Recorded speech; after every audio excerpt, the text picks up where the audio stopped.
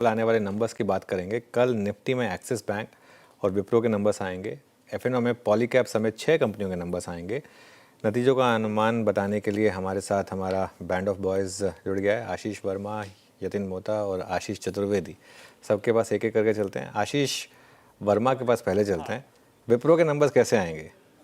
पहले तो मैं भी कंफ्यूज। अच्छा हुआ आपने पूरा क्लैरिफाई कर दिया किसके पास जा रहे हो आप।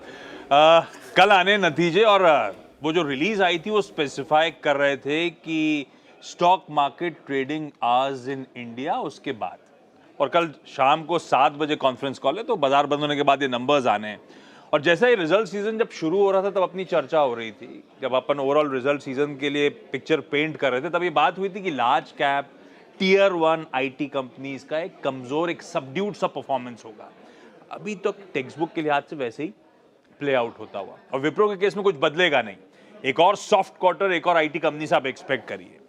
वैसे आज ही विप्रो की एजीएम थी जिसमें चेयरमैन ऋषद प्रेमजी साहब के का स्टेटमेंट मैंने आप लोग की स्क्रीन पर रख दिया है। वो खुद ही कह रहे हैं एनवायरमेंट अभी भी अनसर्टेन है, अनिश्चितता से भरा हुआ है।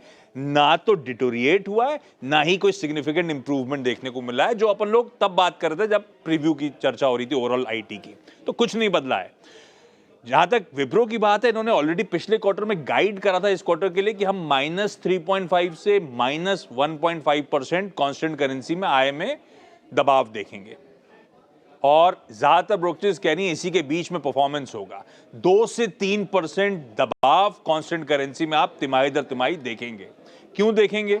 एक तो रिकवरी हुई नहीं है, मैक्रो हेडविंड्स अभी भी जस की तस बनी हुई हैं। इनके लिए एक और दिक्कत है कि यूरोप में खास तौर पे डिमांड ठंडी है, तो वो विप्रो को उसका खामियाजा ज्यादा देखना पड़ता है, और नई डील्स में काफी स्लो डाउन है। ये सब इंपैक्ट कर रहा होगा इसके रेवेन्यूज में। मार्जिन्स को लेकर ब्रोकरेजेस डिवाइडेड है, पर डिवाइडेड से फर्क नहीं पड़ता क्योंकि मार्जिन्स एक्सपेक्टेड है कि फ्लैट रहेंगे। जब मैं कह रहा हूं डिवाइडेड है तो कुछ कह नहीं, ज्यादा से ज्यादा -0.3% से +0.3% इस बार।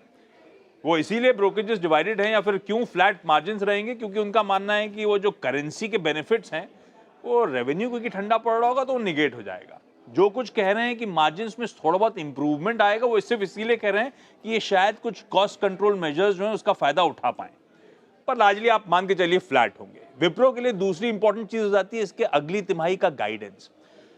कोई नहीं भाई साहब, एक और डी ग्रोथ, एक और नो ग्रोथ का क्वार्टर एक्सपेक्टेड है, -2% से 0%।